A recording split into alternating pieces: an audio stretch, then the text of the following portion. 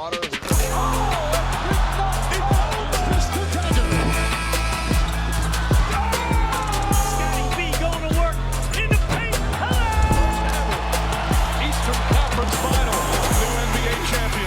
It's a team from Toronto, Canada. We, the North, are now we, the champions. What is going on, Raptors Nation? It is Luca here back with the Raptors Nation podcast on this August 8th, 2024. Hope you're all doing well.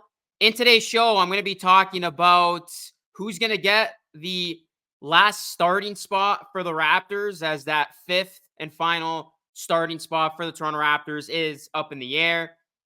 Going to be looking at the Bruno Fernando signing, the Raptors officially making that deal done with Fernando on Sunday. And then we got a Christian Koloko update that I want to get into. So we got a jam-packed show, even though it's August. There's plenty to talk about. If y'all could do me a favor, please hit a like on the video. It helps it a ton. Also, please subscribe to the channel for more Raptors content just like this. Also, be sure to leave us a 5-star review wherever you get your favorite podcast. That is Apple, iTunes, or Spotify. All of your support is greatly appreciated. And just a programming note, I will be taking some time off, so this will be the second last pod. Next week will be my final pod before I take a month break, as it is a pretty dead part of the NBA calendar. And then I'll be back just in time for when training camp is about to begin, with obviously the preseason and then the start of the 2024-2025 season, as we are all awaiting this upcoming season. Although there's been some pretty fantastic Olympic basketball. I got to say, that USA-Serbia game, guys, one of the greatest basketball games I've ever seen. So there has been a lot of basketball still, despite it being a relatively quiet time in the NBA world. So let's waste no time. I thought now would be a perfect opportunity to talk about the Raptors' fifth and final starter. Emmanuel Quickley, RJ Barrett, Scotty Barnes, Jakob Poeltl, those four are set. Now, who's the fifth starter going to be? It's not as obvious as the other four. It's a little bit up in the air, if you will. And there could be a case made for multiple guys. So in this particular segment, I thought I would go through the potential fifth starter for the Raptors and then ultimately tell you who I think is going to be the fifth starter for the Raptors and start for this team on opening night. So let's first start with Ja'Kobe Walter. Raptors drafting him number 19. Showed us some things in Summer League. I'm a fan of his game, but he's not ready yet. Ja'Kobe Walter, I do not see him being in the starting lineup for this team. He's a rookie, going to need plenty of time to develop. He's going to get plenty of opportunities to develop his game. He's going to come from off the bench. But I will say this. I can see Ja'Kobe Walter be a future starter for this team if all goes well. And the Raptors would love if he develops into a future starter for this team. You know, falling into the category of that 3-and-D player. We know he could be an elite scorer. His defense showed us a lot of that in Summer League. If he can put it all together at just 19 years old, the sky's truly the limit for Ja'Kobe Walter. So Ja'Kobe Walter, he will get a lot of minutes, but he won't start for the Raptors. It's just way too soon to put him in this position. So that's Ja'Kobe Walter. Next, we're going to look at Ochai Agbaji. Can he be the Raptors' fifth starter in the starting lineup? You look at Agbaji, guys, he struggled in Summer League. I personally have little faith in him at this point. It's unfortunate. Obviously, the Raptors trading one of their first-round picks in that deal that brought over Olynyk and Agbaji, hoping that Agbaji would end up becoming better than that first-round pick.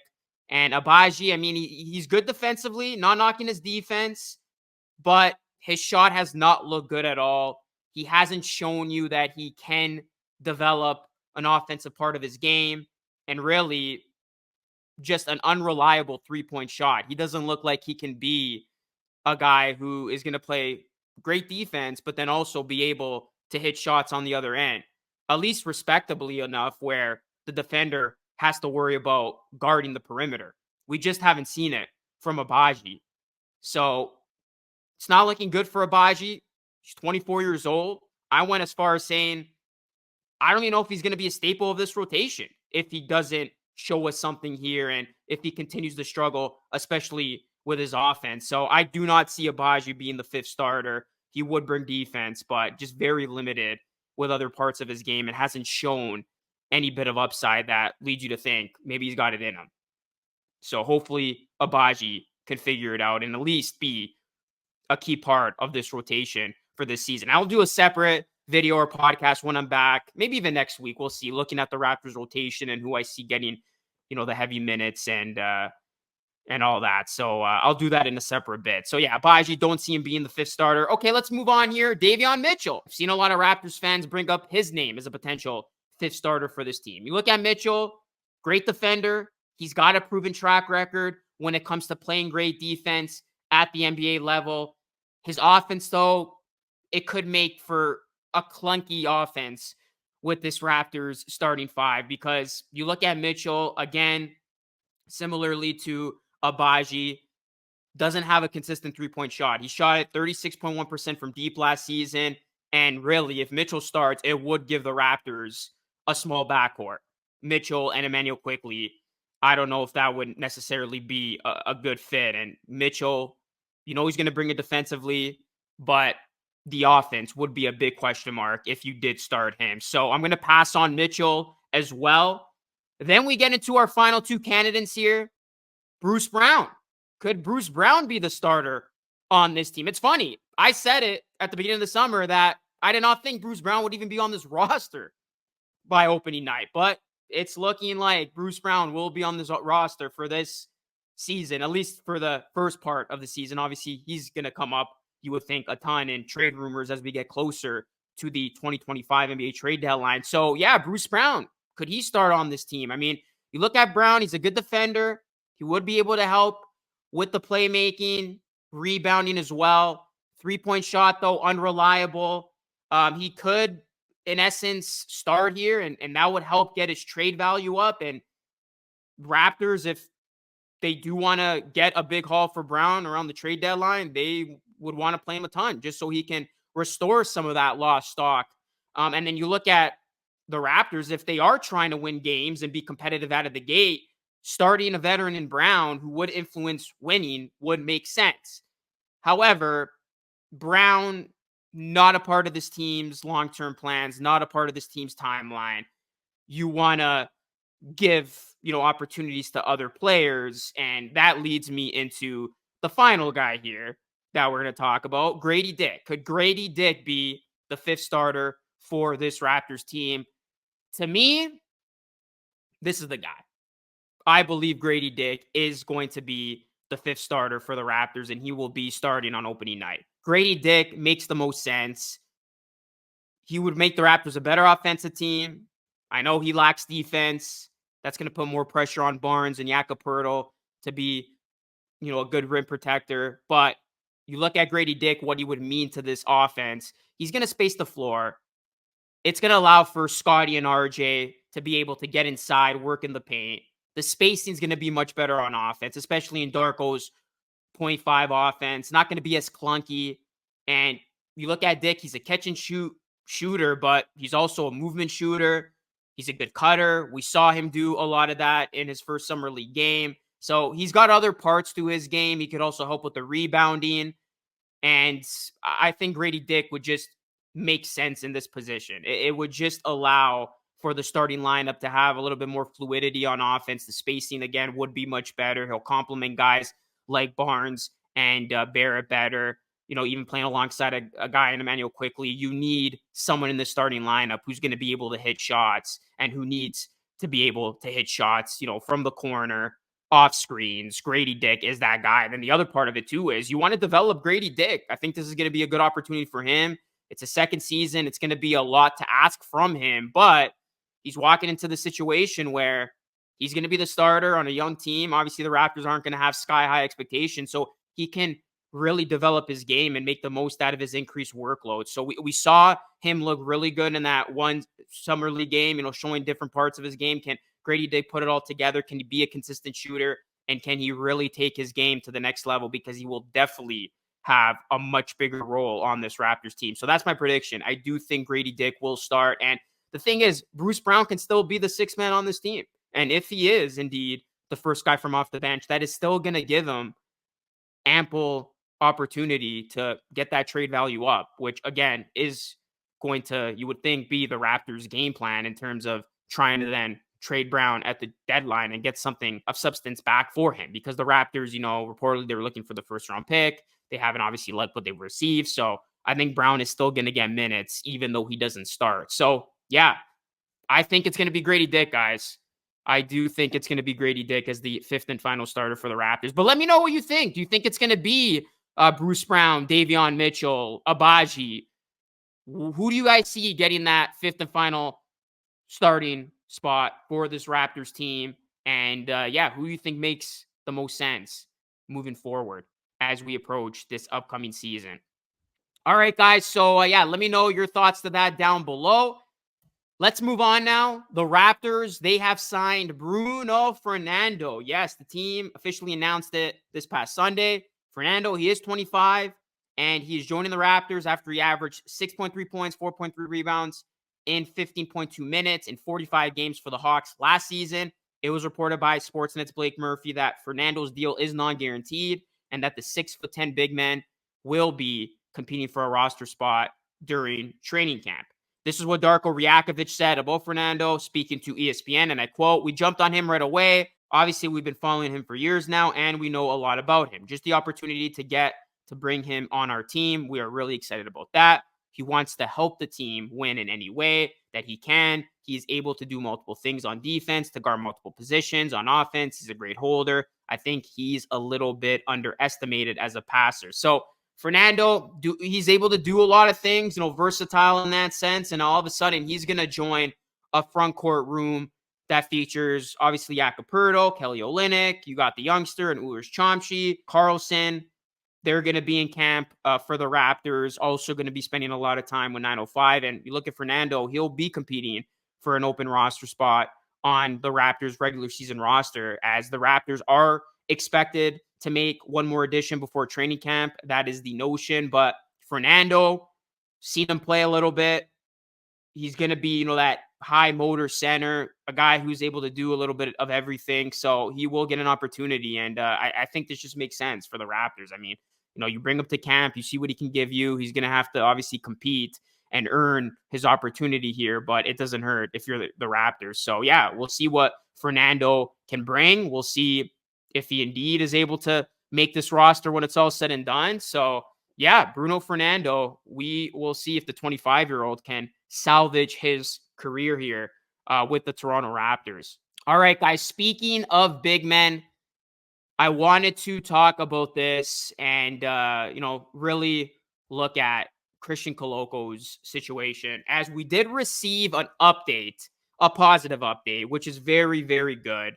Shout out to Aaron Rose of Sports Illustrated. He did do a piece looking at the latest when it comes to the 7'1" Cameroon big men. So Christian Koloko, guys, we know the story. He's been out of NBA action for over a year now. The Raptors, they drafted Koloko with the number 33 pick in the 2022 NBA draft. And really, he did look like he was going to be a big front court piece of Toronto's future following his rookie campaign. But then, unfortunately, life happened. And in the blink of an eye, things changed for Koloko as he faced a career-threatening blood clot issue that forced him to miss all of last season. And then in January of this year, the Raptors unfortunately had to waive the 24-year-old, and he has not played since. However, all is not lost. There is hope for Christian Koloko, because Christian Koloko's agent, Calvin Andrews, he provided a promising update via Sports Illustrated's Aaron Rose. He interviewed him, and this is what Koloko's agent, Andrew, said. "We had a major breakthrough with his blood clot issue. They found the issue, and he had corrective surgery and has been recovering for the last 4 months." So that is very, very great to hear. Andrews also said that Koloko has been working out at full strength, and his team of doctors have cleared him for 5-on-5 action. And then also, there has been no official clearance yet on Koloko, so he's not able to return to NBA action just yet. But Andrews did say that several teams have interest in him when Koloko was officially cleared, including the Raptors, saying that the Raptors have kept very close eyes on his situation and Koloko would have no problem coming back to the Raptors. So I think that's really, really interesting and promising because the Raptors, they're not tied to Koloko. I mean, he's free to go wherever he wants. But at the end of the day, just how the situation played out, Masai Ujiri also stated that they're keeping tabs on him. There's obviously a level of interest from both sides, it seems here. And you look at the Raptors' front court depth, they could use another young, promising center to put in there. Obviously, they just brought in Fernando, but he's 25 years old. You got Ulrich Chomchi, but he's a project. He's 18 years old. He's going to have to really put in a lot of reps, and it's going to be some time before he can be relied upon, although he has made really nice strides early on in his career, as we saw in Summer League. But Koloko, when the Raptors drafted him, they had high hopes for him, big expectations. I was a big fan of his game. He did show you a lot in his rookie season, and then unfortunately he had to deal with what he has dealt with. But if Koloko is indeed progressing well, which it looks like he is, and he is cleared for NBA action, I mean, there's no reason why this reunion couldn't happen, because you look at the Raptors now, guys, they have 2 roster spots open for training camp, including a standard contract after the team bought out Sasha Vezenkov, and they have nearly $11.4 million in cap flexibility for the season, which would still keep them under the luxury tax threshold. So basically, if Koloko is cleared to return to NBA action and the Raptors want him back and there's mutual interest there, I mean, it could very well happen. And I think, that would be great. And I think fans want to see Koloko back just because of how things ended. He was on the come up, never really got a full shot before he dealt with what he dealt with. So it would be nice to see Koloko back with the Raptors, a place where he is welcomed, a place where there is, support for him. Masai Ujiri uncomfortably had to make the decision to waive him at the time following the Siakam deal. So if things continue to progress well, I think Christian Koloko is a name that will definitely be linked to the Raptors for, when he's able to come back. So I would be inclined to that. I think Koloko has tremendous upside, and I think the Raptors do need another young big man who they can develop. Ulrich Chomchi, he's going to be a couple years away. So to be able to add another young player, Koloko's 24 now, that would be great because, you look at Pirtle. Is he the placeholder center for this team? It appears so. Olynyk, obviously, he's a veteran. He's just here to kind of, provide some veteran leadership for the time being. The Raptors, they need another young big, and I think Koloko could be the answer to that question. Again, if all goes well for him, hoping, praying all goes well for him, and he's able to step back on an NBA court and play without any setbacks. So that would be the goal. We'll continue to monitor that story. It does seem like Koloko is progressing really well. So again, great news. And I did want to provide that update. So Christian Koloko, it's looking good. Hopefully he can continue to, do what he's doing, and then he gets that clearance to return to action. So would you want to see Koloko back, guys? Is this a reunion that you think makes sense? Let me know down below, and we'll see how things play out. All right, guys, so going to keep it a relatively quick show. I believe, that's it for today's show. We're going to end it there. Let me know, guys, who you see starting for the Raptors. What are your thoughts to the Bruno Fernando signing? And then in closing here, what do you make of Christian Koloko's situation? And would you want to see him back with the Toronto Raptors? And do you think it's possible that we could see Koloko be back on the Raptors in the future here? So let me know your thoughts, guys. Drop a like on the video. Subscribe to the channel if you are new. Again, going to be dropping one more pod next Thursday before I'm taking a little bit of a hiatus. And then I will be back in full swing once we get ready for training camp, the preseason, all that fun stuff as the NBA season. It's going to be back in no time. As the Olympics wind down, it's going to be a little bit of a quiet period. But then basically in a month's time, we're going to be back as training camp is going to be close. And it's going to be back to the grind, back to the full swing of things of the NBA calendar. Cannot wait. Going to be a great time. And we'll see how this young Raptors team looks and what Darko Rajakovic called year one of the rebuild. That is it for me. This is Luca signing off. As always, thanks for watching. Until next time, stay safe.